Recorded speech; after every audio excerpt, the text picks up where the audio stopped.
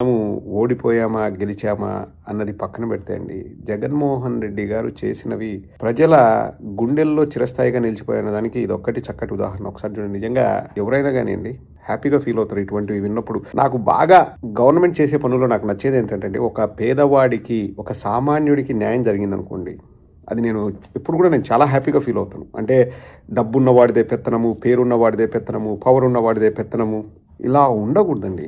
అందరికీ సమాన హక్కు. అందరం తప్పులు చేస్తాం, అందరం ఒప్పులు చేస్తాం. కానీ తప్పు చేసిన వాడికి అందరికీ ఎలా శిక్ష పడుతుందో అలాగే శిక్ష పడాలి. డబ్బు ఉంటే తప్పించుకోవడం, డబ్బు లేకపోతే ఇబ్బంది పడడం అలా ఉండకూడదు. అలా ఉండనేకూడదు. ఎవడు తప్పు చేసినా శిక్ష అనేది ఉండాలి. ఒక్కసారి పోసాని కృష్ణమురళి గారు ఆ సంఘటన గురించి చెప్తున్నాడు. ఆయన అమ్మతోడు అని చెప్పేసి మరీ చెప్తున్నాడు. ఆయన ఏదైనా కానీ ఓపెన్గా చెప్తున్నాడు. ఆయన ఏది దాచిపెట్టుకునే రకం కాదు, అబద్ధాలు చెప్పే రకం అసలే కాదు పోసాని గారు. ఒకసారి ఆయన చెప్పే మాటలు వినండి. జగన్ గారి క్యారెక్టర్ ఒరిజినల్ క్యారెక్టర్. జగన్ గారి ప్రభుత్వం రాగానే ఒక రాజకీయ నాయకుడు ఉన్నాడు ఒక జిల్లాలో, వైసీపీ లీడర్. అతను 4 సార్లుగా ఎమ్మెల్యే అయ్యాడు. జగన్ గారు వచ్చిన తర్వాత అతను మాత్రం బ్యాడ్ లక్ గా ఓడిపోయాడు. కానీ ఓడిపోయినా కానీ ఆ జిల్లా మొత్తం అతనే కింగ్, వైసీపీ లీడర్ కదా. అంటే ఎమ్మెల్యే ఓడిపోయినా గానీ, అంటే తెలుగుదేశం ఎమ్మెల్యే అయినా గానీ, మరి వైసీపీ ప్రభుత్వం అంటే ఆయనేగా. అక్కడ మున్సిపల్ కమిషనర్ ఎవరు చేయనా గానీ, అట్లా అక్కడ ఆర్టీసీ బస్ స్టాండ్ పక్కన ఒక పెద్ద హోటల్ ఉంది. అది ఉందంటే స్థలం గవర్నమెంట్ ఇది. అది దానికి లీజ్ కి ఇస్తారు. ఒక అతను లీజ్ కి చిన్న పిల్లవాళ్ళు, పాపం చిన్న పిల్లవాడు, 9 మంది ఉన్నారు ఇంటి కుటుంబం. అది బాగా సాగుతుంటే ఇతను పక్కా తెలుగుదేశం, కమ్మవాడు, అంత తెలుగుదేశం. వీడు మన గవర్నమెంట్ స్థలం తీసుకొని బతుకుతా నాకు ఎగనిస్ట్ గా వాడు కమ్మోడికి మళ్ళా వాడికి ఓటేశాడు అని చెప్పేసి అతన్ని మున్సిపల్ కమిషనర్ తీసుకొచ్చి, ఆయన పేరు రామచంద్రారెడ్డి, తీసుకొచ్చి అతను నోటీస్ పంపించాడు. ఇక్కడ ఆర్టీసీ బస్ దగ్గర మొత్తం ట్రాఫిక్ ఎక్కువైపోయింది, అందుకని ఇది తీసేసేయండి అని తీసి మూసిపారేశారు. అయితే ఎవరు వాళ్ళగాక ఎవరో చెప్పారంట, పోసాని కృష్ణమురళి గారు అంటే అతను వైసీపీ అంటే వైసీపీ అయినా కానీ అట్టోడు కదా, నువ్వు వెళ్ళిపో అన్నాడు. వస్తే నా దగ్గరికి వచ్చాడు ఏదో డాక్యుమెంట్ తీసుకొని. చూసే మొత్తం ఇతనికి 100% హక్కు ఉంది. ఇంకా 10 ఏళ్ళు హక్కు ఉంది, దాని మీద బతకాలి. డబ్బులు కూడా ఇచ్చాడు గవర్నమెంట్ కి. సజ్జల గారు చాలా ఆయన సిన్సియర్ కాబట్టి ఎమ్మటి సీఎంకి వెళ్ళిన దగ్గరికి వెళ్ళి కదా మురళి చెప్పాడని చెప్పండి అన్నకి అన్న ఆయన కూర్చోబెట్టాడు. ఏంటి అన్నాడు. ఇట్లా పోసారి గారు మురళి ఏంటంటే అన్నాడు. కాదన్నా ఇలా జరిగింది. ఏమన్నాడు తెలుసా? ఏమయ్యా, ఆ వాటరోడు తెలుగుదేశం వాడైతే మనకేంటి, వేరే పార్టీ వాడైతే మనకేంటి, వాడి హక్కు ఉందా లేదా, వాడు మనకు ఓటైపోతే మనకేంటి అంటే, వాడు లీగల్ గా తెచ్చుకున్నాడు, ఆడిని తీసుకోవడం చాలా తప్పు కదా అంటే, ఇట్లా అంటున్నాడంటే ఫోన్ చేయండి, పార్టీలో ఉంటాడా బయటికి వెళ్తాడా ఆలోచించుకోమని చెప్పండి. ఒక చిన్న హోటల్ గురించి అదే చాలా చిన్న విషయం. సాక్షి పెద్ద లీడర్ని అంటే ఆఫ్టర్ ఆల్ పోసాలి గారి కోసం, ఆఫ్టర్ ఆల్ ఆయన అవసరం పార్టీకి, నా అవసరం లేదు. అయితే వెంటనే ఎస్పీకి ఫోన్ చేయమన్నారు. ఒంగోలు ఉంటారు సిద్ధార్థ కౌశల్ ఎస్పీ, ఆయన వాళ్ళు మొత్తం కలిపి బెటాలియన్ మొత్తం వచ్చారు. అక్కడికి వెళ్ళి అక్కడ ఎవరు కబ్జా చేశారో ఉతికి తోసిపాటుకి స్టేషన్ లో పడేసి మొత్తం క్లీన్ చేసి మళ్ళీ మూసుకొని తీసి పారేసి, ఆ గుంటలు ఉంటే గుంటల నుంచి మామూలుగా చేపించి పారేసి మొత్తం కలిపి మళ్ళా ఒరిజినల్ గా ఆ హోటల్ వాళ్ళు హ్యాండ్ ఓవర్ చేశాడు అన్న. మరి చూడు, నేను నా కోసం కాదు, అది తప్పు. వాడు తెలుగుదేశం అవ్వచ్చు, ఇంకోటి అవ్వచ్చు, బీజేపీ అవ్వచ్చు, అందరూ మనకే ఓట్లేయాలా అనే భావంతో మాట్లాడాడు. అందుకు జగన్ అంటే నాకు ఇష్టం అన్నా. ఇటువంటివి కొల్లలు చెప్పొచ్చండి. ఏదో ఓట్ల కోసమో లేకపోతే రాజకీయాల కోసము మనము ఏదైనా మైలేజ్ తెచ్చుకుందామనో అలా ఆలోచించే వ్యక్తి జగన్మోహన్ రెడ్డి గారు కాదండి. ఇది మంచిదా, ఇది చెడ్డదా అని మాత్రమే ఆలోచిస్తాడు. మంచిదైతే తనకు నష్టమైనా కానీ ఆ మంచి చేస్తాడు. చెడు అయితే ఇంకా దాని జోలికి వెళ్ళడు. ఎవరు కూడా చెడు చేయకోకుండా చేస్తారండి. జగన్మోహన్ రెడ్డి గారు చాలా వెరీ వెరీ ఎథికల్ పర్సన్ అండి. ఇప్పుడు మనం చూస్తే పోసాని కృష్ణమురళి గారు ఎందుకంత జగన్మోహన్ రెడ్డి గారి పక్షాన ఉంటారో అంత ఇష్టం అంటే, ఇటువంటివి చెప్పినప్పుడు మనకు కూడా అంటే ఒక హార్ట్ టచింగ్ ఫీలింగ్స్ అండి. అండ్ నేను చాలా గర్వంగా, గొప్పగా, అదృష్టంగా భావిస్తాను జగన్మోహన్ రెడ్డి గారితో కూర్చొని మాట్లాడే అవకాశం నాకు వచ్చింది. జగన్మోహన్ రెడ్డి గారితో ఎన్నోసార్లు ఇంటరాక్ట్ అయ్యే అవకాశం నాకు వచ్చిందని చెప్పుకోవడానికి నేను చాలా గర్వపడతాను.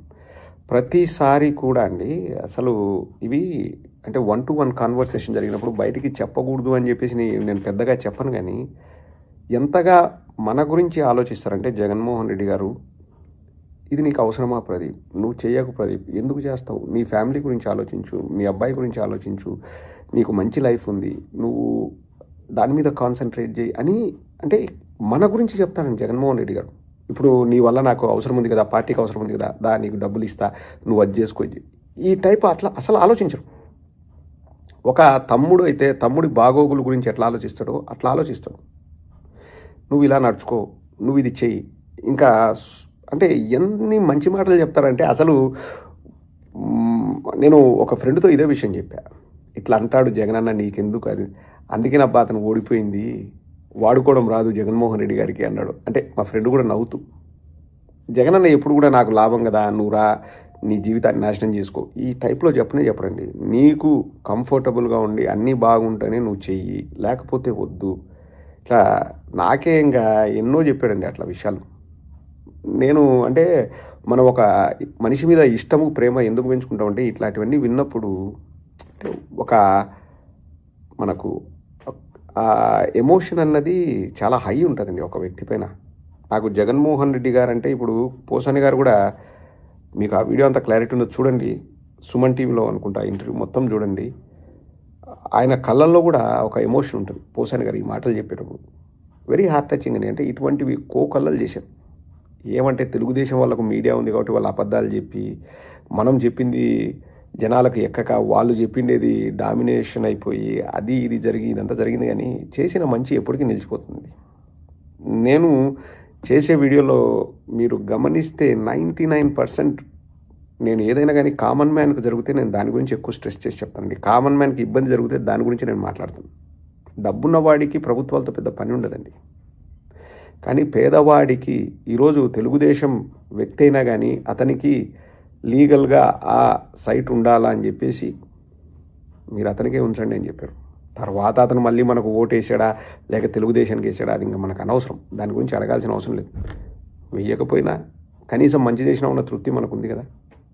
సో జగన్మోహన్ రెడ్డి గారు జెమ్ ఆఫ్ ఎ పర్సన్ అండి. నిజంగా మాట్లాడిన వాళ్ళు, ఇంటరాక్ట్ అయిన వాళ్ళు అన్న గురించి వాళ్ళకు తెలుసు ఎంత వాళ్ళు ఫీల్ అవుతారని. అందుకనే ఇప్పుడు మేమైనా కానీ ఎవరైనా కానీ అండి, వీలున్నంత వరకు మన కార్యకర్తల్ని జగనన్నతో మాట్లాడించడానికి, ఒక ఫోటో తీసుకోవడానికి ప్రయత్నాలు జరుగుతాయి. అఫ్కోర్స్ అందరికీ సాధ్యం కాకపోవచ్చు, కానీ దానికోసమే జగన్మోహన్ రెడ్డి గారే మళ్ళీ ప్రజల్లోకి వస్తారు. వచ్చినప్పుడు అందరితో మాట్లాడతారు, అందరికీ మంచి చేయాలని చూస్తారు. ఇప్పుడు జగన్మోహన్ రెడ్డి గారు కూడా మానవ మాత్రులు, అన్నీ రైట్ చేయాలంటే చేయలేం.